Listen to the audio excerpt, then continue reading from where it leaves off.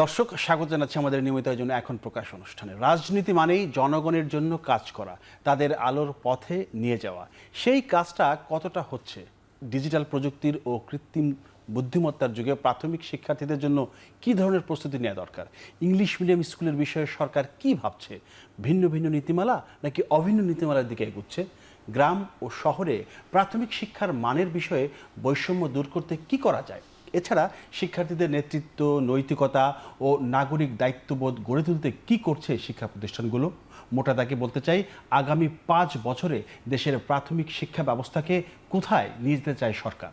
মোটামুটি এসব বিষয় নিয়ে আজ আমরা কথা বলবো। গোটা আয়োজন জুড়ে আপনাদের সাথে আছি আমি মোস্তফা কামাল স্বপন। আমাদের আজকের আলোচনার বিষয় শিক্ষার পথচিত্র, আর এ বিষয়ে কথা বলার জন্য স্টুডিওতে এসেছেন আমাদের পরিচিত মুখ, আমাদের প্রাথমিক ও গণশিক্ষা প্রতিমন্ত্রী ববি হাজ্জাজ। কেমন আছেন আপনি? জি, আসসালামু আলাইকুম স্বপন, আপনাকে অসংখ্য ধন্যবাদ। আমি তো শুরুতে বললাম যে কোনো যে বিষয়গুলো আমি কথা বলতে চাই, জি, শুরুতে একটু গ্রামে যেতে চাই। মানে প্রাথমিক শিক্ষার যে মান, যে ধরন, সেই জায়গাটার সাথে শহরের যে প্রাথমিক শিক্ষা অনেক পার্থক্য আমরা দেখতে পাই। আপনি যদি স্কুলে যান, যে কোনো একটা গ্রামের স্কুলে যান, সেখানে পড়ানোর যে ধরন, সেখানকার শিক্ষক এবং ঢাকার যে পড়ার ধরন, শিক্ষক, সব কিছু মিলিয়ে একটা বৈষম্য আছে, একটা গ্যাপ আছে, একটা পার্থক্য আছে। সেই জায়গাটা নিয়ে আপনারা কাজ করছেন কিনা? গ্যাপ অনেকভাবে আছে, হ্যাঁ। আচ্ছা।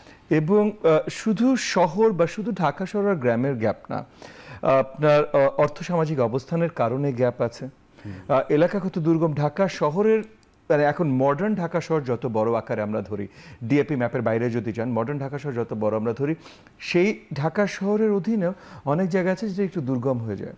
ওই জায়গাগুলোতে আমরা অনেক ধরনের ভ্যারিয়েশন দেখছি। সো আমাদের আপনি প্রথমত যে Dhaka versus rest of the country যে কথাটা বললেন, সেখানে একটা প্রাথমিক শিক্ষার বাইরে যে একটু আলোচনা করতে হয় যে সেন্ট্রালাইজেশন, ডিসেন্ট্রালাইজেশন। মানে আমাদের দেশটা খুবই শক্তভাবে সেন্ট্রালাইজ করা। যেহেতু খুব শক্তভাবে সেন্ট্রালাইজ করা, এই জায়গায় কিছু আপনার ডিফারেন্সিয়েশন অটোমেটিক তৈরি হয়। বাট তাছাড়া আমরা দেখি ঢাকা শহরেও অনেক কিছু একটু দুর্গম এলাকা, একটু কেরানীগঞ্জের দিকে চলে যান বা একটু কিছু সাইডে চলে যান, এবং কেরানীগঞ্জ ওভারঅল না, বাট কেরানীগঞ্জে কিছু কর্নারে চলে যান বা মিরপুরের কিছু কর্নারে চলে যান, যে জায়গাগুলো আপনার ওখানে যারা বসবাস করেন তার অর্থসামাজিক অবস্থা একটু নিম্ন দিকে, সেই জায়গাগুলোয় যেই প্রতিকূলতাগুলো ফেস করে, আপনি যে গ্রামের কিছু দুর্গম স্কুলের কথা বলেন, এরকম অনেক জায়গায় আছে এই সিমিলার টাইপের প্রতিকূলতা ফেস করে। আবার কিছু জেলা আছে যেখানে টিচাররা যেতে চান না, মানে ওখানকার ব্যক্তিরাও, কারণ আমরা টিচার নিয়োগ করার সময় কিন্তু আমরা ক্যাচমেন্ট এরিয়া প্রথমে একটা ক্রাইটেরিয়া রাখি। অনেক বছর আমাদের নিয়োগ ঠিকভাবে হচ্ছে না, বা মাত্র 14,500 মতো আমরা নতুন নিয়োগ দিয়েছি, তারা এখন প্রসেসিংয়ে আছে। আমি আশাবাদী 3 থেকে 4 মাসের ভিতরে তারা শ্রেণীকক্ষের দায়িত্ব নেবেন। কিন্তু এই যে আমরা যখন নিয়োগ দেই, কিছু জেলা আছে যেই জেলাগুলোতে নিয়োগ নিয়েও তারা ওই জেলায় থাকতে চায় না, বা কিছু উপজেলা আছে, বেশ কিছু উপজেলা আছে, তারা ওখানে থাকতে চায় না, চলে যেতে চায়। এই চলে যাবার জন্য, প্রক্রিয়ার জন্য ওই জায়গাগুলো খালি হওয়া শুরু করে। আচ্ছা। সো আমাদের ওভারঅল প্রাথমিকের টিচার্স টু স্টুডেন্ট রেশিও 1:29, যেটা আসলে গ্লোবাল অ্যাভারেজ বা গ্লোবাল যেটা একটা বেসিক মিনিমাম স্ট্যান্ডার্ড ধরা হয়, তার থেকে বেটার। আমি এই প্রশ্নটা আসতাম, যেহেতু আপনি বলেই ফেললেন যে শিক্ষক স্বল্পতা কি আছে। মানে আমি ধরেন গেলাম স্কুলে, আমি আমার নিজের গ্রামের স্কুলে গেলে যে কী ব্যাপার, এই ক্লাস হচ্ছে না, কারণটা কি? বলে যে আমাদের তো আজকে শিক্ষক আসেনি, মানে উনি ছুটিতে আছেন, আর একজন নেই, শর্ট আছে, এরকম। কিন্তু মানে শিক্ষক স্বল্পতা, আমি আপনার সাথে এগ্রি করব, বিশালভাবে শিক্ষক স্বল্পতা আছে, কিন্তু আবার কাগজে কলমে দেখলে কোনো শিক্ষক স্বল্পতা নেই। এবং এটার প্রবলেমগুলো কয়েকটা জায়গায়। আচ্ছা, একটা বড় জায়গা যেটা আপনার সাথে মাত্র আলোচনা করছিলাম, যে ওই জায়গায় থাকতে চায় না। যেমন ঢাকা শহরে যে এমন স্কুল নাই যেখানে 20 জন টিচার দরকার, 3 জন নাই, তা না, কিন্তু ঢাকা শহরেও এটা আছে। কিন্তু ওভারঅল ঢাকা শহরে যত টিচার থাকবার কথা তার 4 গুণ আছে, ইতিমধ্যে 4 গুণ আছে। ঢাকা শহরে কিন্তু এমন স্কুল আছে পর্যাপ্ত পরিমাণে টিচার নেই, কিন্তু ওভারঅল ঢাকা শহরে 4 গুণ আছে। এরকম চিটাগং শহরেও যেটা থাকার কথা তার থেকে বেশি আছে। শহরগুলোতে আছে, কিন্তু অনেক উপজেলায় আমরা টিচার পেতে আমাদের অসুবিধা হচ্ছে। আচ্ছা, এটা একটা সমস্যা আছে। দ্বিতীয় সমস্যা আসে যে টিচাররা আছেন তারা সঠিকভাবে তাদের দায়িত্ব পালন করেন না অনেক সময়। এখানে আমি টিচার অ্যাজ এ ক্যাটাগরি আমি তাদেরকে ডিমিন করছি না বা ছোট করছি না, বাট আমি বলছি অনেক টিচাররা তারা শ্রেণীকক্ষের দায়িত্ব নেন না, যান না, ফাঁকিবাজি হয়। এখানে আমি আগে প্রবলেমগুলো আসি, তারপর ব্যবস্থাগুলো নিশ্চয়ই আসবে। যেহেতু আপনি প্রবলেমটা উত্থাপন করলেন, তো আমি মানে সবাইকে জানাতেও চাই আপনার শোর মাধ্যমে যে কত প্রবলেম আমরা ফেস করছি। কারণ এই প্রবলেমগুলোর কথা বলা হলো যে এই প্রবলেমগুলো পুরাতন, মানে অনেক বছরের প্রবলেম। এখন এটা সলিউশনের জন্য আমরা মানে দিনরাত কাজ করছি, কিন্তু প্রবলেমগুলো না বুঝলে লোকজনের হয়তো মানে এটা ভুল ইনফরমেশন চলে যেতে পারে। জনগণের ভিতরে একটা ভুল ধারণা থাকতে পারে যে আমরা এসেছি এখন এটা হচ্ছে করলেন না। আপনারা? না, কারণ এটা অনেক বছরের সমস্যা। হ্যাঁ। সো এই যে যেমন এই যে জেলায় যেতে চান, এটা কিন্তু আজকের সমস্যা না, 10-15 এটা বছরের দীর্ঘদিনের সমস্যা। হ্যাঁ, তারা যে যাচ্ছে না শ্রেণীকক্ষে, এটা আজকের সমস্যা না, অনেক পুরাতন সমস্যা। আমরা মামলাধীন আছে বলে 32,000-এর উপরে স্কুলে প্রধান শিক্ষক দিতে পারছি না, জাস্ট একটা মামলার জন্য। এবং মামলাটাও কিন্তু 4টা স্কুল রিলেটেড। কত হাজার? 32,000 প্লাস স্কুলে। অবাক করা বিষয়। মানে অবাক না, এটা মাথা খারাপ করার বিষয়। সত্যি। মানে ইংরেজিতে একটা শব্দ আছে লুডিক্রাস, রিডিকুলাসের পরে যে যদি অবাস্তবিক এবং অগ্রহণযোগ্য কিছু হয় সেটাকে বলে লুডিক্রাস। তো এই ধরনের শব্দ আসলে বাংলায় আমাদের এই বিষয়ের জন্য ব্যবহার করা উচিত। এবং মামলাটা কিন্তু 4টা স্কুল নিয়ে, জাস্ট 4টা স্কুল নিয়ে মামলা। 32,000 স্কুলের প্রধান শিক্ষক দেয়া নিয়োগ আমাদের বন্ধ পড়ে আছে এই মামলাটা নিষ্পত্তি না হওয়ার জন্য। আমরা বারংবার অ্যাটর্নি জেনারেল, কারণ আমরা তো আর আসলে জাস্টিসের কাছে যেতে পারি না, অ্যাটর্নি জেনারেল হলো আমাদের লাস্ট সরকারের পক্ষ থেকে সরকারের উকিল, তো বারংবার অ্যাটর্নি জেনারেলকে জানিয়েছি এবং অ্যাটর্নি জেনারেল খুব শক্তভাবে প্রচেষ্টা তার আছে যে এই মামলার নিষ্পত্তি হয়ে যাওয়া যেন আমরা প্রধান শিক্ষক দিতে পারি। তো এই যে 32,000 স্কুলে প্রধান শিক্ষক নেই, সেই স্কুলগুলোতে সহকারী শিক্ষক প্রধান শিক্ষকের দায়িত্ব পালন করছেন। তো ওনার ওই লেভেলের ট্রেনিং অনেক জায়গায় আছেন, অনেক জায়গায় করছেন, বাট কাগজে কলমে ওনার আসলে থাকার কথা না। যিনি প্রধান শিক্ষক তার স্কিল তো নিশ্চয়ই রাইট। তো কাগজে কলমে থাকার কথা না, অনেক জায়গায় আছে, আমাদের সৌভাগ্য, কিন্তু কাগজে কলমে যেহেতু থাকার কথা না, অনেক জায়গায় ফেইলিয়ারটাও হচ্ছে, অনেক জায়গায় ম্যানেজমেন্ট ফেইলিয়ার হচ্ছে, আবার অনেক জায়গায় প্রধান শিক্ষকরা তাদের দায়িত্ব পালন করছেন না। এগুলো অনেক জায়গায় আছে, যাচ্ছেনই না। আবার অনেক জায়গায় আছে টিচার বর্গা দেয়া হয়, মানে প্রক্সি। বর্গা শব্দটার সাথে জমি জমার ক্ষেত্রে হয়। হ্যাঁ, মানে আমার জমিটা আপনি বর্গা করবেন কিনা। আসলে বর্গা শব্দটা অ্যাপ্রোপ্রিয়েট না, ইংরেজি প্রক্সি শব্দটা অ্যাপ্রোপ্রিয়েট, বাট আমাদের দেশে বর্গা শব্দটা ব্যবহৃত হয়ে থাকে বলে আমি আপনার সাথে ব্যবহার করছি আর এটা বহুল প্রচলিত শব্দ। হ্যাঁ, সো প্রক্সি এজ ইন চাকরিটা পেয়েছেন আপনি, কিন্তু ক্লাস নিচ্ছেন আরেকজন, আপনার বেতনের হয়তো 20% আপনি রেখে দিচ্ছেন, আরেকজনকে দায়িত্ব দিয়েছেন যে ক্লাস নেওয়ার জন্য, তাকে 60-70-80%। তো সে যদি অর্ধেক বা এরকম অল্প একটা অ্যামাউন্টের জন্য ক্লাসের দায়িত্ব নিতে যায়, তাহলে নিশ্চয়ই তার ওই স্কিল লেভেলটা কি সবাই জানে, জেনে বুঝে, মানে সবাই জানে স্কুলের, এটা নাকি গোপনে? আমি এটা আপনাকে বলছি, এটা এমন বলছি না যে মানে 20%-30% কেসেস হচ্ছে, এরকম কিছু কেস আছে নিশ্চয়ই। যদি 2000 কেসও হয়, আচ্ছা, তাহলে সেটা বিশাল না। এগেন আমার 3.5 লক্ষের উপরে টিচার আছে, সো ওই হিসাবে চিন্তা করলে 1%ও না, পয়েন্ট সামথিং % যদি 2000 কেস হয়, কিন্তু কেস হিসাবে 2000 কেস কত বিশাল আপনি চিন্তা করেন, রাইট? সো আমি সেই হিসেবে বলছি যে এরকম অনেক ধরনের সমস্যা আমরা ফেস করছি। সাথে আমার টিচারদের, অনেক টিচারদের আমরা ট্রেনিং এর ব্যবস্থা করতে পারছি না। আমার ট্রেনিং এর ব্যবস্থা আছে অ্যাট এ টাইম 20,000-30,000 ম্যাক্সিমাম আমি ট্রেন করতে পারবো, তাও স্ট্রেচ করলে, কারেন্ট প্রোগ্রামে না। সো এই জন্য আমরা প্রোগ্রামে চেঞ্জেস আনছি। সো স্ট্রেচ করলে আমার টিচার আছে 3.5 লক্ষ। এই 3.5 লক্ষকে আমি ট্রেন করবো কিভাবে? এদের মধ্যে অনেকে আছে জাতীয়করণ, মানে স্কুল জাতীয়করণ করা হয়েছে, সেই প্রসেসের মাধ্যমে সেই টিচারটা চাকরি পেয়েছে। সো এই স্কুলটা আগে ছিল প্রাইভেট, প্রাইভেটের জন্য আমাদের কোনো নীতিমালা ছিল না যে প্রাইভেটের টিচারের মিনিমাম স্ট্যান্ডার্ড কি হতে হবে, এটা আমরা ধরে দেইনি। সো এই স্কুলটা যখন জাতীয়করণ হয়েছে, যে পড়াচ্ছিল সে এখনো পড়াচ্ছে, তার চাকরিটা জাতীয়করণ হয়ে গেছে। সো সে আবার স্কিল লেভেলটা নেই, এখন তাকে ট্রেনিং করার অবস্থানটা আমার নেই। এবং এগুলো কোনো কিছু আজকের প্রবলেম না, আমরা সরকার এসে 3 মাস, এটা কোনো কিছু আজকের প্রবলেম না। সো আমরা এত বিশাল বিশাল, তারপর আমি কারিকুলামে যদি আসি, যে এই যে টিচারের যে ট্রেনিং নেয়, টিচারের ক্লাসরুম কন্ডাক্ট করার যেমন ট্রেনিং নেয়, স্কুলে লিডারশিপ দেওয়ার যেমন ট্রেনিং নেয়, তেমন একই সাথে এই কারিকুলামটার পাঠদান করার ট্রেনিং নেই। কারিকুলামটাও এগেন অনেক গ্যাপ আছে, আরো ভালোভাবে সাজানো দরকার, সেটাতে পরে আসছি। সো এই যে এতগুলো সমস্যা নিয়ে আমরা এখন বসেছি এগুলো সমাধানে আসতে। আচ্ছা, সমাধানও কিছু করতে হবে, অনেকগুলো সমাধানে আমরা বিশালভাবে সমাধানে নেমেছি। মানে আমি আপনাকে বলে বুঝতে পারবো না কত বিশালভাবে। মানে আমাদের যত অ্যাডমিনিস্ট্রেটিভ স্টাফ আছে, মানে আমার স্টাফ আছে, আমার মন্ত্রণালয় হলো বাংলাদেশের সবচেয়ে বড়, মানে বাংলাদেশ সরকারের সবচেয়ে বড় এমপ্লয়ার হলো আমার মন্ত্রণালয়, অলমোস্ট 4 লাখ। জি হাজিজ ভাই, একটা বিষয় এটা হচ্ছে যে ধরেন আমি যখন প্রাইমারি স্কুলে পড়েছি, আমার এখনও বাংলা বই প্রথম ভাগ, দ্বিতীয় ভাগ, চতুর্থ ভাগ, এরকম বই, যে বইগুলো ছিল, বইয়ের মলাটের কথা এখন আমার মনে আছে। হ্যাঁ, 2টি শিশু তার স্কুলে যাচ্ছে, ছবিগুলো এখন আমাকে তাড়িত করে, এখন আমাকে মানে ভাবায় যে কি সুন্দর সময় আমি কাটিয়েছি। কিন্তু এখন যে ডিজিটাল যুগ এবং এআই প্রযুক্তির যে বুদ্ধিমত্তার যুগ, সেই যুগের সাথে এই যে প্রাথমিক শিক্ষার্থীদের আপনারা কিভাবে অ্যাটাচমেন্ট করছেন? মানে এটা তো নেগেটিভ দিকও আছে, ভালো দিকও আছে, মানে প্রযুক্তি এবং শিক্ষা প্রাথমিক পর্যায় থেকেই, সেই জায়গায় আপনারা কি করছেন? প্রযুক্তি এখন একটা ডিফিকাল্ট জিনিস, তার জন্য আমাদের এটার মেজারগুলো খুব সাবধানে কিন্তু শক্তভাবে আমরা নিচ্ছি। সো প্রযুক্তির আপনি ভালো একটা কথা বলেছেন যে কোনো প্রযুক্তির ইতিবাচক নেতিবাচক দুদিকই আছে।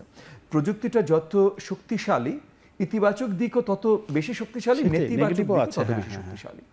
আমাদের মূল দায়িত্ব এখন, সো যেমন এই এআই এর জন্য আগামী দিনগুলোতে অনেকগুলো প্রফেশন, কারণ এগেন শিক্ষার সাথে ডিরেক্টলি রিলেটেড প্রফেশন, প্রাথমিকে আমাদের দায়িত্ব হলো ফাউন্ডেশনাল শিক্ষাটা দেওয়া, কিন্তু এই ফাউন্ডেশন শিক্ষার উপরে এই শিক্ষার্থী বিল্ড করবে, মাধ্যমিকে যাবে, উচ্চ মাধ্যমিকে যাবে, তারপর সে টেকনিক্যালে যেতে পারে বা সে বিশ্ববিদ্যালয়ে যেতে পারে, so and so fourth. So কিন্তু এই সব কিছুর মূল লক্ষ্য এন্ডে যে সে একটা ক্যারিয়ার করবে, সো একটা প্রফেশন হবে। তো অনেক প্রফেশন এই আর্টিফিশিয়াল ইন্টেলিজেন্স, যেমন মনে করেন যখন আপনার পেট্রোলিয়াম চালিত ইঞ্জিন এসছে, হর্স ক্যারেজ, গরুর গাড়ি, এসব প্রফেশনগুলো সব বাতিল হয়ে গেছে, সব বাতিল, বাতিল হয়ে গেছে।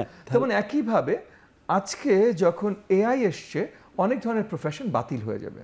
আমি কোথায় একটা হাস্যোজ্জ্বল মোমেন্টে বলেছিলাম যে কম্পিউটার সায়েন্সের খুব বেশি হয়তো ভ্যালু থাকবে না। এটা আসলেই বাস্তবতা, মানে হাস্যোজ্জ্বলভাবে হয়তো একভাবে বলেছি, বাস্তবতা এটা যে হাই লেভেল কম্পিউটার প্রোগ্রামার যারা, তাদের চাকরি থাকবে, কিন্তু লো এবং মিডিয়াম লেভেলের যারা computer programming, thanks to artificial intelligence, এদের চাকরি থাকবে না আগামী দিনগুলোতে।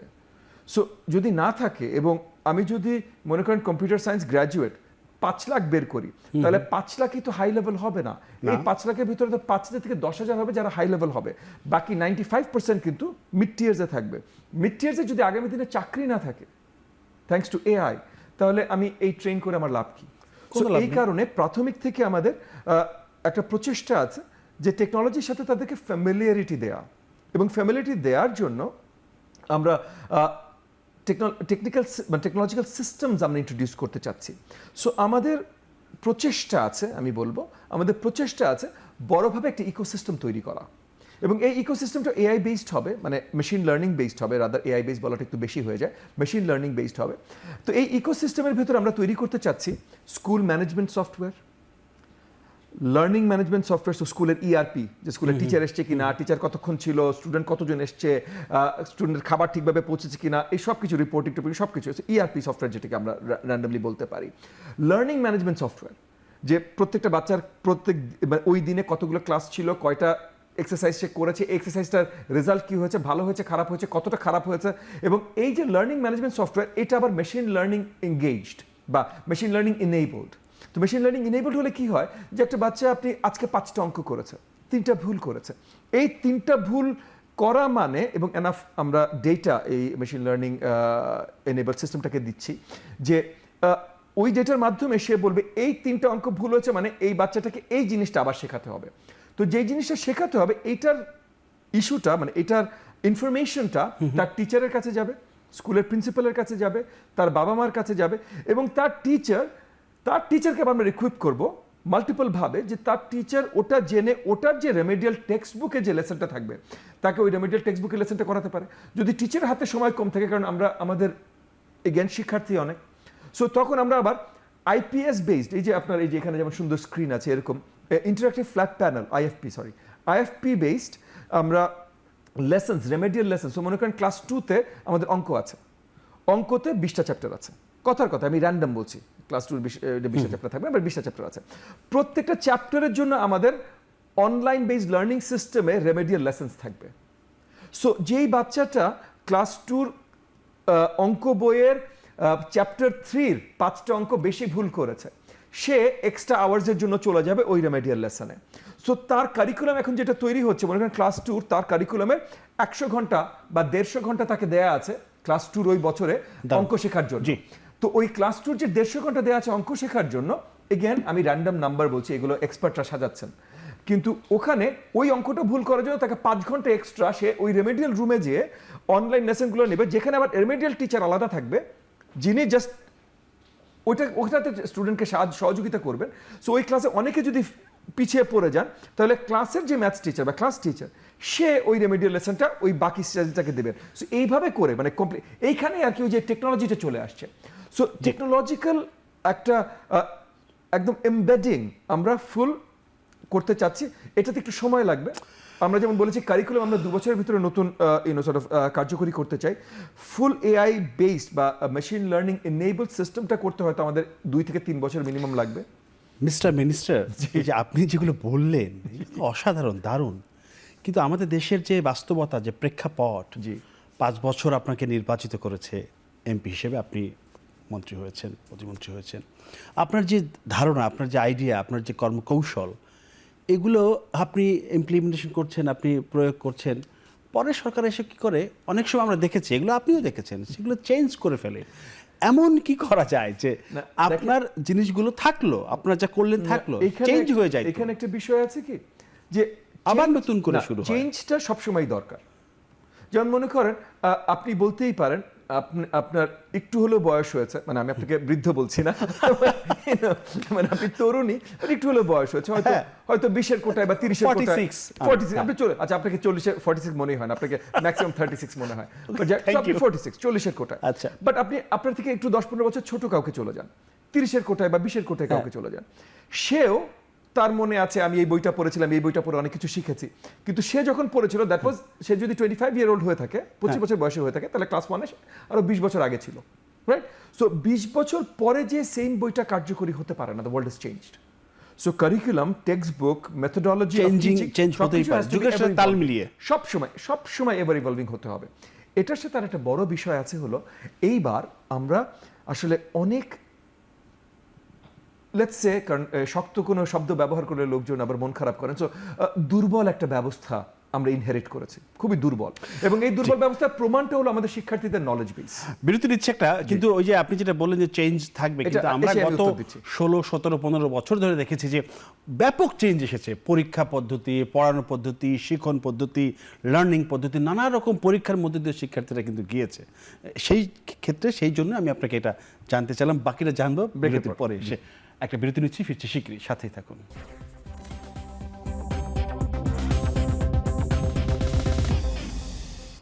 বিরতির পর আবারও ফিরলাম আমাদের আলোচনা। আমরা কথা বলছিলাম শিক্ষার পথচিত্র নিয়ে, আর এই পথচিত্র নিয়ে যারা কাজ করেন সেই মন্ত্রী আমাদের সাথে রয়েছেন। এবার জানতে চাচ্ছিলাম যে ইংলিশ মিডিয়াম স্কুল বা ইংলিশ ভার্সন, বাংলা মিডিয়াম সবই চলছে এখন। তো ইংলিশ মিডিয়াম বা বাংলা মিডিয়াম, এই যে পড়াশোনার যে মান, তাদের মধ্যে বৈষম্য আছে। তো এই বিষয়গুলোকে আপনারা কি ভিন্ন ভিন্নভাবে দেখেন, মানে ভিন্ন ভিন্ন কৌশলে নেবেন কিনা, নাকি অভিন্ন কোনো নীতির মধ্যে নিয়ে আসবেন? কারণ ইংলিশ মিডিয়াম স্কুলগুলো অনেক সময় সরকারের অনেক কিছু তারা মানে না বা মানতে চায় না, সেই জায়গাটা নিয়ে আপনারা কোনো কাজ করছেন কিনা? আমরা তো আমাদের দেশের এটা খুবই গুরুত্বপূর্ণ একটা প্রশ্ন, কিন্তু এটার আগে, ব্রেকের আগে যে জিনিসটা ছিল ওটা আমি একটু কুইকলি শেষ করে দিই, তারপরে এটাতে আসছি। শিওর। সো ফার্স্ট একটা যেটা বলছিলাম যে এভার ইভলভিং, সো চেঞ্জটা আসতে হবে। একই সাথে আমাদের দুর্বল ব্যবস্থা আমরা পেয়েছি, এখন এটাকে সবল ব্যবস্থা করতে হবে, সো এক্সট্রা আরও কিছু চেঞ্জেস আসবে। আগামী যেই সরকারই আসুক, সেই সরকার চাইলে তারা চেঞ্জ করতেই পারে, কিন্তু আমরা চাই, মানে এবং মাননীয় প্রধানমন্ত্রী জনাব তারেক রহমানেরও ড্রিম বা প্ল্যান এটা, এবং আমিও সেই হিসেবে এটাই চাই যে আমরা এমন একটা ব্যবস্থা তৈরি করে দিয়ে যেতে চাই। তারপর মানে আমাদেরকে যদি জনগণ নেক্সট টাইম ভোট দিয়ে রাখে মাশাআল্লাহ, যদি নাও রাখে, জনগণ এই সিস্টেমটা ছাড়তে চাইবে না অন্য কাউকে, মানে এই সিস্টেমের এগেন সিস্টেম কন্টিনিউসলি বদলাতে থাকবে, বাট অন্য সিস্টেম আনতে দেবে না, মানে এই সিস্টেমের ভিতরে চেঞ্জ থাকবে, সেটা আমরা টোটাল সিস্টেম তো আপনার চেঞ্জ করা ঠিক হবে। টোটাল সিস্টেমটা আমরা চেঞ্জ করছি, আধুনিকায়ন আনতে পারেন, আধুনিকায়ন আনছি আমরা, কারিকুলামে আধুনিকায়ন আনছি আমরা, টিচার ট্রেনিং আধুনিকায়ন আনছি আমরা, পুরো অ্যাডমিনিস্ট্রেটিভ সিস্টেমটাতে।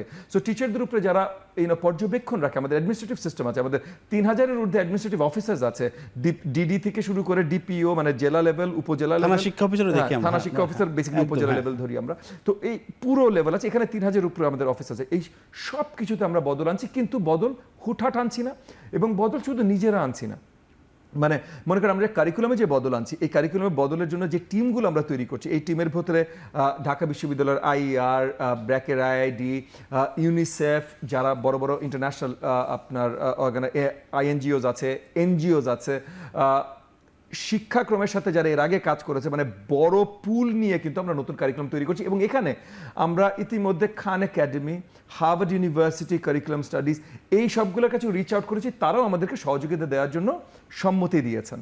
সো আমরা মানে খুব বড় পরিসরে সবাইকে নিয়ে, আচ্ছা শুধু এদেরকে না, আবার এই যে আপনি বললেন না স্কুল, প্রাইভেট স্কুল, এই যে English medium private Bangla medium English version, এদেরকে নিয়ে আসছি আমরা। এদের জন্য ফুল নতুন নীতিমালা হচ্ছে এবং এই নীতিমালার 4টা বড় অ্যাঙ্গেলে আমরা অ্যাপ্রোচ করছি। আচ্ছা। একটা হলো কারিকুলাম, কারণ ইংলিশ মিডিয়াম পুরো নিজেদের কারিকুলাম করে, আবার অন্য মিডিয়াম আছে। একটা হলো কারিকুলাম, আচ্ছা। আরেকটা হলো টিচারের স্ট্যান্ডার্ড, টিচারের ট্রেনিং কতখানি থাকতে হবে, টিচারের কি কি জানতে হবে পারতে হবে। আরেকটা হলো ইনফ্রাস্ট্রাকচার, মানে আপনি একটা ক্লাসরুম বসাবেন 20টা স্টুডেন্টের জন্য, তাহলে ক্লাসরুমের সাইজ কি হতে হবে। এটা যদি প্রাক প্রাথমিক হয় ভার্সেস প্রাথমিক হয়, তাহলে এটার ভেতরে কি কি থাকতে হবে, প্রাক প্রাথমিকে কি কি মিনিমাম খেলনা বা লার্নিং টুলস থাকতে হবে, চেয়ারের অ্যারেঞ্জমেন্ট, কতগুলো চেয়ার, কি টাইপের চেয়ার হতে হবে, মানে মিনিমাম স্ট্যান্ডার্ডটা আমরা সেট করছি আর কি। কতগুলো স্টুডেন্টের জন্য কতগুলো টয়লেট থাকতে হবে, টয়লেটের ভিতরে কি থাকতে হবে। সো এটা হলো ইনফ্রাস্ট্রাকচার। ফোর্থ হলো ক্যালেন্ডার, মানে বছরে কত আওয়ার্স ক্লাসেস হতে হবে বাধ্যতামূলক, এবং এই আওয়ার্সের ভিতরে কি কি ইনক্লুড করতে হবে। এই 4টা জিনিস আমরা সকল প্রাইভেট স্কুলকে একদম বাধ্যতামূলক ধরে দিচ্ছি, এবং এই যে ধরে দিচ্ছি, ধরে দেওয়ার জন্য আবার তাদেরকে দিয়ে অ্যাডভাইজারি প্যানেল তৈরি করছি তাদের মধ্যে থেকেই। থেকে। সো আমরা এই 4টা ইস্যুতে অ্যাডভাইজারি প্যানেল তৈরি করছি। সো এই যে আমরা যে টিচার ট্রেনিং এগুলো যে চেঞ্জ করব, টিচারদের যে সর্ট অফ পুরো নতুন নীতিমালা আনবো, এখানে তাদেরকেও ইনক্লুড করছি, কারণ মিনিমাম স্ট্যান্ডার্ড তাদেরকেও ফলো করতে হবে। সো তাদের মাধ্যমে অ্যাডভাইজারি প্যানেল, যেখানে এই English medium Bangla medium English version, মানে সব প্রাইভেট, এদের 6 জন করে মেম্বার থাকবে এক একটা অ্যাডভাইজারি প্যানেলে। এই অ্যাডভাইজারি প্যানেলগুলো তারা নিজেরা হেল্প করবে আমাদেরকে এই স্ট্যান্ডার্ডগুলো সেট করতে। এই কাজগুলো কত দূরে গিয়েছে? অ্যাডভাইজারি প্যানেলগুলো মোটামুটি আর কি এগুলোর দিয়ে দেওয়া হয়েছে, আপনার কি বলো নাম, অর্ডার দিয়ে দেওয়া হয়েছে। আমরা তাদের কাছ থেকে, মানে ওই প্রাইভেট স্কুলগুলোর কাছ থেকে এখন ওয়েট করছি, তারা ক্যান্ডিডেটস দেবেন, তারপর অ্যাডভাইজার প্যানেলগুলো তৈরি হবে। আমাদের কারিকুলাম প্যানেলের জন্য ইতিমধ্যে এনসিটিবি, ন্যাপ হলো আমাদের প্রাথমিকের, এনসিটিবি হলো শিক্ষা মন্ত্রণালয়ের অধীনে, সো আমাদের অধীনে না, কিন্তু শিক্ষা মন্ত্রণালয়ের অধীনে লিগ্যাল ম্যান্ডেট এনসিটিবির কারিকুলাম তৈরির। সো এনসিটিবির এক্সপার্টস নিয়ে তাদের সাথে ওই যেটা বললাম, দেশি বিদেশি এক্সপার্টসদের সমন্বয় করে যে এটা করার প্রক্রিয়া শুরু হয়ে গেছে। আমরা আশাবাদী জুলাই মাসের ভিতরে হয়তো এই প্যানেলগুলো আমরা ফাইনাল তৈরি করে ফেলতে পারবো। দারুণ। আমার একটা জিনিস মনে পড়লো, সেটা হচ্ছে যে একটা সময় স্কুলে এই যে আপনার কম্পিউটার, ল্যাপটপ এগুলো দেয়া হতো। হ্যাঁ, এগুলো দিয়েছো? জি, মানে ওগুলোর কোনো খোঁজ খবর আছে এখন?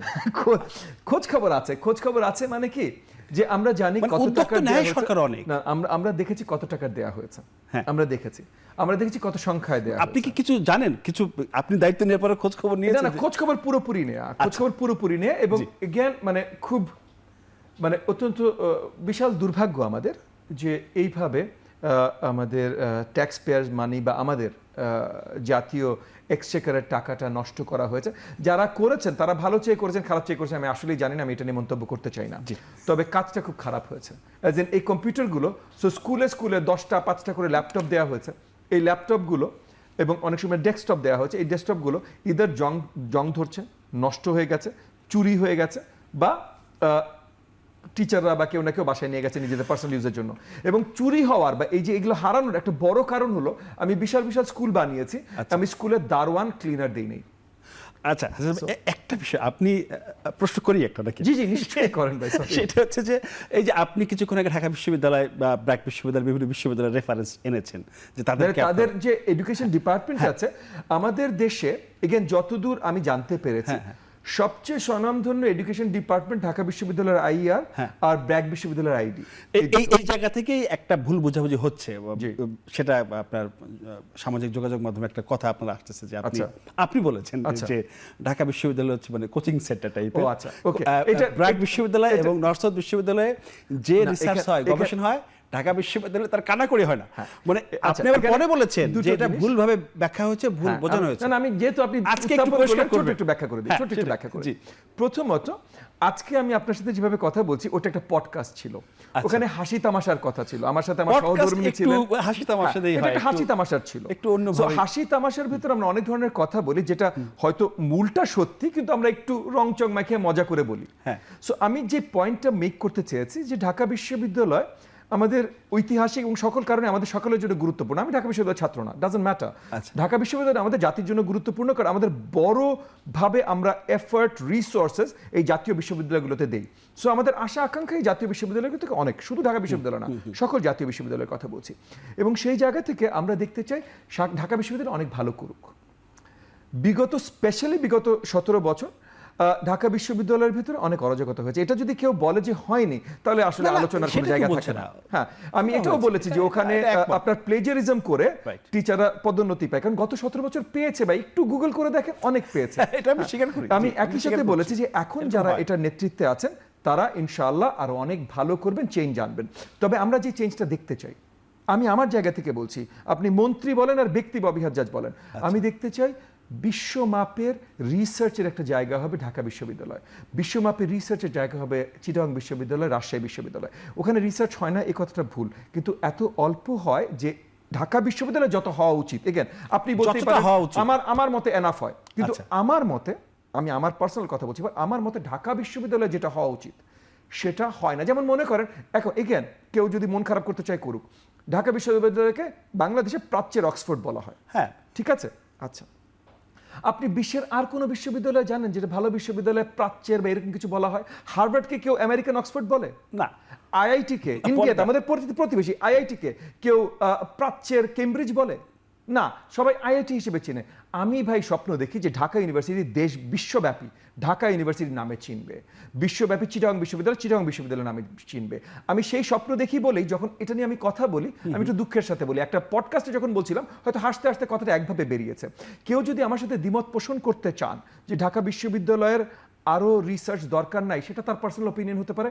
আমি মনে করি আরো দরকার। এখন ঢাকা বিশ্ববিদ্যালয় যদি এটা সহজ, এটাও বলছি না কিন্তু আমি, কারণ ঢাকা বিশ্ববিদ্যালয়ে কি ধরনের প্রেশার আছে, আমার অনেক সর্ট অফ বিজ্ঞ কলিগস বা অনেককে যাদেরকে আমি অনেক সম্মান করি একাডেমিক হিসেবে, তারা ঢাকা বিশ্ববিদ্যালয়ে পড়ান, জাহাঙ্গীরনগর বিশ্ববিদ্যালয়ে পড়ান। সো ঢাকা বিশ্ববিদ্যালয়, জাহাঙ্গীরনগর বিশ্ববিদ্যালয় যে বিশাল একাডেমিক নেই তা না, কিন্তু বিশাল একাডেমিক ট্যালেন্ট আছে, কিন্তু তাদের উপরে পুরো পপুলেশন একটা প্রেশার আছে। মানে আমাদের 10 লক্ষ, 15 লক্ষ, 16 লক্ষ এইচএসসি পাস করে সবাই ওই বিশ্ববিদ্যালয়টায় যেতে চায়। ব্যাপক কম্পিটিশন হয় ভর্তি পরীক্ষাতে, তো ভাই, ব্যাপক। এত কম্পিটিশন বিশ্বে আর কোথাও হয় না। ঠিক, 65 জনে একজন অ্যাডমিশন পায়, 65 জনে। হার্ভার্ডে 10 জনে একজন পায়, হার্ভার্ড বিশ্ববিদ্যালয়ে 10 জনে একজন পায়, ঢাকা বিশ্ববিদ্যালয়ে ক্ষেত্রে এখানে কি 65 পরিমাণ সো তাদের উপরে অনেক প্রেশার আছে, তাদের উপরে তাদের ফান্ডিং এর প্রেশার আছে, ভিতরে আরো অনেক ধরনের অবকাঠামোগত প্রেশার আছে।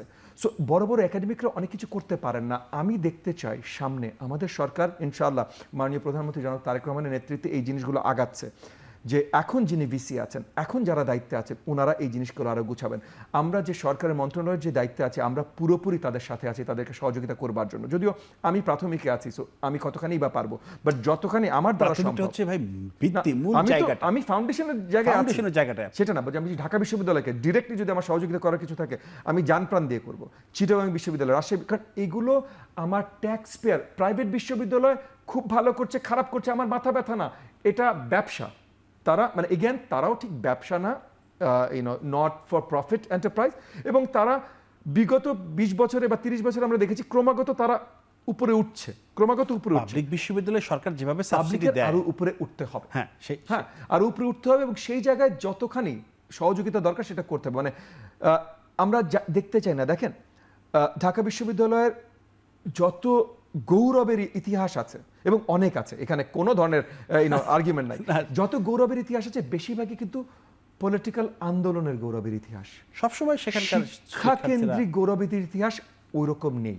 এখানে আমি দুঃখের সহিত বলছি ভাই, কাউকে ছোট করার জন্য বলছি না। হ্যাঁ, তো ওইখানে আমরা যেতে চাই, আমরা ওই জায়গায় যেতে চাই যেখানে ঢাকা শহর, Dhaka university, Chittagong university, Rajshahi university, Jahangirnagar university research নিয়ে বিশ্বব্যাপী আলোচনা চলছে। ঢাকা বিশ্ববিদ্যালয় বা জাহাঙ্গীরনগর বিশ্ববিদ্যালয় যখন একটা রিসার্চ সেমিনার ডাকছে, মারামারি লেগে যাচ্ছে পাশ্চাত্যে যে এই সেমিনারে কারা অংশগ্রহণ করতে পারবে, কারণ এটা হলো সবচেয়ে সম্মানজনক সেমিনার। আমার পয়েন্টটা বুঝতে পারছেন ভাই? আমরা ওই জায়গায় যেতে চাই যে আগামী 10 বছরে, আগামী 15-20 বছরে নোবেল প্রাইজ না পাই, ওই কম্পিটিশন লিস্টে, শর্ট লিস্টে আমাদের একাডেমিকরা আসা শুরু করছেন। মানে একজন আসলেন, দুইজন আসলেন, বাট আসা শুরু করেছেন। এখন আমরা এটা কল্পনা করতে পারি না। সো সেই দুঃখের জায়গা থেকে একটা পডকাস্টে কিভাবে হাসতে হাসতে কি বলেছি এইটা, কারণ আমি এটাও কিন্তু বলেছি, দেখেন আমি বলেছি, আমি চাচ্ছিলাম যে আপনি বিষয়টা পরিষ্কার করেন, বলেছি, দেখেন জিনিসটা মনে করেন এটা আমি দেখেছি সোশ্যাল মিডিয়া আমার নাই, কিন্তু লোকজন আমাকে ছবি পাঠায়, স্ক্রিনশট নিয়ে পাঠায়। সোশ্যাল মিডিয়া নাই কেন? সময় নষ্ট হয় ভাই, আমার সময় নষ্ট করার সময় নেই, প্রাথমিকের দায়িত্ব আছে, এলাকার দায়িত্ব আছে। যেটা বলছি যে আমি কিন্তু 17 বছর রাষ্ট্রবিজ্ঞান পড়িয়েছি, ইতিহাস পড়িয়েছি, কিন্তু মেইনলি পড়িয়েছি কিন্তু আপনার বিবিএ, আচ্ছা, বিজনেস স্ট্র্যাটেজি মেইনলি পড়িয়েছি, 17 বছর পড়িয়েছি। আমি ওই পডকাস্টে কিন্তু বিবিএ কেও একদম ধুয়ে দিয়েছি, কেন ধুয়ে দিয়েছি ভাই? বিবিএ প্রথমত কেউ যদি বলে যে ডাক্তারি বা Scam ইঞ্জিনিয়ারিং বলেছেন বোধহয়। না পড়ার ভলিউম হ্যাঁ। বিবিএ এর থেকে কম, এটা আসলে বিশ্বাসযোগ্য না। বিবিএ আমাদের দরকার নাই না, অনেক দরকার আছে, কিন্তু এখন যেটা হয়েছে আমাদের দেশে যত বিবিএ দরকার তার থেকে বেশি BBA হয়ে গেছে। প্রোডাকশন চলছে। এবং আমাদের যে সায়েন্স দরকার, সায়েন্সের আমি আপনাকে দুঃখজনক স্ট্যাটিস্টিক্স বলি। সবাই science পড়ার দরকার আমি নেই তো। দুঃখজনক স্ট্যাটিস্টিক্স আপনাকে বলি। হ্যাঁ। 100 শিক্ষার্থীতে এসএসসি লেভেল থেকে এইচএসসি লেভেলের মধ্যে 100 থেকে মানে 79 স্টুডেন্ট চলে যায় সায়েন্সের বাইরে, মানে এসএসসি লেভেল থেকে এইচএসসির মধ্যে, মানে এসএসসি তে তো সায়েন্স শুরু হয়, তো এখান থেকে 79 জন চলে যায় সায়েন্সের বাইরে। শতকরা 21% আমরা সায়েন্সের স্টুডেন্ট পাই। এই 21%-এর ভেতরে লেস দেন 20% আমরা নারী সায়েন্সের স্টুডেন্ট পাই। দিস ইজ মানে রিয়ালিটি, এটা হলো আমাদের আজকের বাস্তবতা। এবং এই জায়গায় কি হয়, আর্টসে চলে যায়, এখানে চলে যায়, যেটা এখানে আর্টসের ভ্যালু নাই তা না ভাই, কমার্সের ভ্যালু নেই, বিবিএর ভ্যালু নেই তা না, আছে, কিন্তু কি পরিমাণে ভ্যালু আছে। আমার দরকার সায়েন্সেস, আমার দরকার ডাক্তার ইঞ্জিনিয়ার, ঠিক আছে, বাট সায়েন্সেস STEM এই সাবজেক্টগুলো 21%, যেখানে আমার জাতি গড়তে হলে আমার এই সাবজেক্টগুলো দরকার। একমত। সো আমি দুঃখের সহিত বলছি ভাই যে বিবিএ অনেক হয়েছে, এই কারণে বলছি, মানে বিবিএর কোনো দোষ নাই, আমি মানছি, বাট আমি দুঃখের সহিত বলছি এই জায়গাটা আমাদের আসতে হবে। যেমন আমাদের বিশ্ববিদ্যালয় ব্যবস্থায় যেটা হয় যে ঢাকা বিশ্ববিদ্যালয়, মানে আমাদের জনগণের ভিতরে একটা আন্ডারস্ট্যান্ডিং আসতে হবে যে সবার সব ডিগ্রির দরকার নাই। কারণ অনেক সময় হয় কি, একটা বাচ্চা আপনি দেখবেন আপনার ফ্রেন্ডদের ভিতরে অনেকে থাকবে, সে হয়তো পড়তে চেয়েছিল সায়েন্স বা পড়তে চেয়েছিল অন্য কিছু, বিশ্ববিদ্যালয়ে চান্স পেয়েছে ভিন্ন একটা সাবজেক্টে, সো ওই সাবজেক্ট পড়েছে। আর একটা বিষয় ভাই, বিরতির পরে একটা বিরতি নিতে চাই, তার আগে একটু জানতে চাই, সেটা হচ্ছে তার বিভিন্ন এলাকায়, মানে থানা, উপজেলা, জেলা পর্যায়ে ব্যাপক বিশ্ববিদ্যালয়, কলেজ, এবং সেখানে অনার্স মাস্টার্স পড়াচ্ছে। এত অনার্স মাস্টার্স কি মানে দরকার আছে কিনা? আপনার একদম গ্রাম পর্যায়ে স্কুল, বড় কলেজ, সেটা বিশ্ববিদ্যালয় কলেজ হয়ে গেছে, দেখেছিলাম কলেজ, হঠাৎ করে বিশ্ববিদ্যালয় হয়ে গিয়ে সেখানে অনার্স পড়ছে, কিন্তু শিক্ষক নাই, আছে একজন পড়াচ্ছে। এত অনার্স মাস্টার দরকার আছে কিনা, বিরতির পরে এসে। দর্শক, আবার বিরতি নিচ্ছি, ফিরছি শিগগিরই, সাথে থাকুন।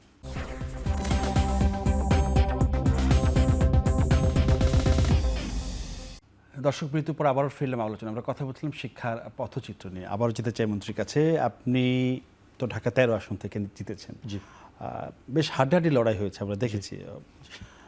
যাই হোক, আপনি মোহাম্মদপুর, আদাবর এবং শেরেবাংলার কিছু অংশ, এখন মোহাম্মদপুরের যে বিষয়টা, পত্রপত্রিকা, গণমাধ্যম বলেন, যেখানে খুলে দিয়ে মোহাম্মদপুর অপরাধের একটা জায়গা হয়ে গেছে। স্পেশালি সিনিয়র অপরাধ ওগুলো বাদ দিলাম, ছোট অপরাধ, কিশোর গ্যাং, মানে আপনি তো ওই এলাকার নেতা, ওই এলাকার এমপি, ওই এলাকার মন্ত্রী, তো কিশোর গ্যাংটাকে কোনোভাবে নিয়ন্ত্রণে আনা যাচ্ছে না কেন? মানে সমস্যাটা কোথায়? এখানে কয়েকটা জিনিস আগে আমি পরিষ্কার করে নিই। আপনার প্রশ্নটা ফুললি ভ্যালিড এবং এটার উত্তরে আমি আসছি, বাট তার আগে কয়েকটা জিনিস পরিষ্কার করে নিই। মোহাম্মদপুর যত বেশি কুপরিচিত, মানে অপোজিট অফ সুপরিচিত আর কি, মোহাম্মদপুর যত বেশি কুপরিচিত অ্যাজ ক্রিমিনাল ডেন বা ক্রাইম ডেন, এই ট্যাগ, এই আপনার স্টিগমাটা অ্যাপ্রোপ্রিয়েট না, ইন দ্য সেন্স অতটা না, যেটা মানে হ্যাঁ, ইন দ্য সেন্স আমি বলছি না ক্রাইম নেই, মানে আপনি ভুল বলছেন, ইন দ্য সেন্স, হ্যাঁ, আই গট ইওর পয়েন্ট। মানে আমরা যখন স্ট্যাটিস্টিক্সে যাব, দ্য রিপোর্টেড ক্রাইম বা যে জিনিসগুলো মানে যতগুলো হচ্ছে, মোহাম্মদপুরের পার ক্যাপিটা থানাগুলো হিসাবে, মানে মোহাম্মদপুরে আমাদের 3টা থানা আছে এখন, তো মোহাম্মদপুর থানা, আদাবর থানা, শেরেবাংলা থানা, যেটা এক পার্ট দেখে, এই 3টা থানার পার ক্যাপিটা রেট ধরে যদি আপনি রিপোর্টেড ক্রাইম রেট ধরেন, এইটার থেকে মিরপুরের কিছু অংশ আছে, কয়েকটা থানা আছে, পুরনঢাকে বেশ কিছু থানা আছে যেগুলোর আরো বেশি আছে, আরো বেশি। এখানে আমাদের অনেক সময় সৌভাগ্য দুর্ভাগ্যের একটা অংশ হয়। তো আমাদের সৌভাগ্য হলো যে ওই জায়গাগুলো থেকে, কারণ আসলেই ঢাকা শহরের শিক্ষিত মধ্যবিত্ত সমাজের একটা বিশাল অংশ মোহাম্মদপুরে বসবাস করে। মানে আপনি যদি আপনার জার্নালিজমে আপনার যে কলিগসরা আছেন তাদেরকে জিজ্ঞেস করেন, তাদের বিশাল অংশ মোহাম্মদপুরে বসবাস করেন। সো আমি আমার 2-3জন কলিগ আছেন এখন, রাইট, আপনার এখানেই 3জন, মানে একদম আমার ডেস্কেরই। হ্যাঁ, আপনার ডেস্কে আপনি আরো 30 জন বের আছে, মোহাম্মদপুরে প্রচুর থাকে। মানে আমি যদি আপনার এখান স্টুডিও থেকে বের হয়ে অফিসে জিজ্ঞেস করি আমার ভোটার কতজন আছেন, আপনি জাস্ট দেখবেন কতগুলো হাত ওঠে। সো পয়েন্টটা হলো যে যেহেতু শিক্ষিত মধ্যবিত্ত ওখানে আছে, তাই নিউজে এবং সোশ্যাল মিডিয়াতে মোহাম্মদপুরের ক্রাইমগুলো আরো বেশি আসে। এগেন ক্রাইম হয় বলে আসে ভাই, আমি এক্সকিউজ দিচ্ছি না, ক্রাইম সেটা তো আপনি বলেছেন, এটা আমিও ওইটা আমি জাস্ট ফার্স্ট এন্ড ফরমোস্ট পরিষ্কার করলাম যে সবচেয়ে খারাপ জায়গা মোহাম্মদপুর, এটা আসলে সত্যি না। এইবার আসি ক্রাইমগুলো। এই ক্রাইমগুলো অনেক বছর ধরে হয়েছে এবং স্পেসিফিক্যালি বিগত স্বৈরাচারী সরকারের আমলে ওখানে ওই স্বৈরাচারী সরকারের যারা নেতৃত্বে ওখানে ছিলেন, এমপি বা যারা ছিলেন, আমি নাম নিচ্ছি না, সবাই তাদের নাম সেটা আমরা জানি, হ্যাঁ, তারা কিন্তু পরিচিত ছিল শুধু ঢাকা শহর না, বাংলাদেশের গডফাদার হিসাবে, মানে ক্রাইম গডফাদার হিসাবে। সো তারা তখন পৃষ্ঠপোষকতা করে অনেক সর্ট অফ সিস্টেম তৈরি করেছে, যেটার কারণে পেটি ক্রাইম, এই যে মানে ছুরি চাকু এই জিনিসগুলোর ক্রাইম অনেক বেশি বেড়ে গেছে। এবং এগুলো হওয়ার একটা বড় কারণ হলো ওনারা ওখানে ওইগুলো করেছেন জমি দখল রিলেটেড আপনার ব্যবসা করার জন্য। জমি দখল, হ্যাঁ, ওখানে তো জমি দখল মানে আপনার লাগবে কি মাসল, মানে মাসল, আপনি কোনো কিছু জমি দখল করতে পারবেন না। তো ওখানে ওই গ্যাংগুলো তৈরি করা হয়েছে। এই জমি দখল ব্যবসাটা মোহাম্মদপুরে যে এখন পুরোপুরি বন্ধ হয়ে গেছে তা না, আমরা কন্টিনিউসলি চেষ্টা করছি এবং বেশিরভাগ জায়গায় ফিল্ড আপ হয়ে গেছে। এখন এটা কিছু দূর মাইগ্রেট করেছি কেরানীগঞ্জে। সো ওই বসিলা থেকে ব্রিজ পার করেই কেরানীগঞ্জ। তো অনেক এখন বেশিরভাগ স্পেশালি রায়ের বাজার বসিলা এলাকা দিয়ে যে কিশোর গ্যাংগুলো আছে, এগুলো আসলে বসবাস করে লার্জ চাঙ্ক, সবাই না বাট লার্জ চাঙ্ক বসবাস করে কিশোর আপনার কেরানীগঞ্জে, ব্রিজ দিয়ে এসে করে টোরে পালিয়ে চলে যায়। তো এগুলো বন্ধ করবার জন্য আমরা বেশ কিছু ব্যবস্থা নিয়েছি। বড় দাগে 3টা ব্যবস্থা। একটা হলো পুরো এলাকাটা সিসিটিভি কর্ডনে আনা। সো আমরা 750-এর উপরে সিসিটিভি ক্যামেরা লাগাচ্ছি। বাই ইয়ার এন্ড, মানে এই বছরের শেষের ভেতরে এই সবগুলো লাগানো হয়ে যাবে। আমরা নতুন 2টো থানা ওখানে তৈরি করছি, কারণ মোহাম্মদপুর থানার অধীনে যত মানে ব্যক্তিবর্গ, এটা ঢাকা শহরে আর কোথাও নাই। সো মানে মোহাম্মদপুর থানা একা ডিজার্ভস টু বি 3টা থানা। সো এখন আমরা যে 3টা থানা আছে, মোহাম্মদপুর, আদাবর আর শেরে বাংলানগর, এখানে আরো 2টো থানা স্থাপন করছি ক্রেডিবল রিজনে। একটা হলো বসিলাতে, একটা হলো রায়ের বাজারে। আচ্ছা, রায়ের বাজার থানা ইতিমধ্যে অ্যাপ্রুভড হয়ে গেছে স্বরাষ্ট্র মন্ত্রণালয়, এখন ফাইন্যান্সের হাতে আছে এবং খুব তাড়াতাড়ি ছেড়ে দেবে। এবং বসিলা থানা স্বরাষ্ট্র মন্ত্রণালয় খুব তাড়াতাড়ি অ্যাপ্রুভড হয়ে যাবে, আমরা আলোচনায় আছি, তারপর ফাইন্যান্সে যাবে। সো আগামী বছরের ভেতরে মানে উইদিন 1.5 years বা বিটুইন 1 year 12 to 18 months নতুন 2টো থানা হয়ে যাচ্ছে। সো সিসিটিভি ক্যামেরা 2টো থানা গেল। এবার আসেন থার্ডটা হলো আমরা সকল এলাকায় যত হাউজিং কমিটি আছে, যত মসজিদ কমিটি আছে, এদেরকে একত্রিত করে আমরা ওই যে লোকাল থানাকে ক্ষমতায়ন এবং লোকাল নাগরিকদের নিয়ে পেট্রোলিং, এই 2টো সিস্টেম আমরা চালু করার কাজ শুরু করেছি। সো ইতিমধ্যে আমরা দাওয়াত জানানো শুরু করেছি সকল হাউজিং কমিটি, মসজিদ কমিটি, এদেরকে।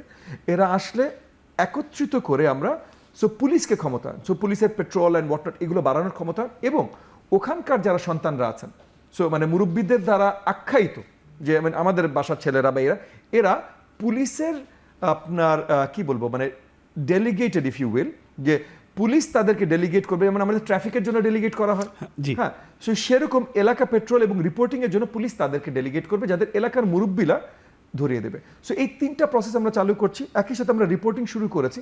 আমরা মোহাম্মদপুরে বাংলাদেশের ফল কি পাচ্ছেন?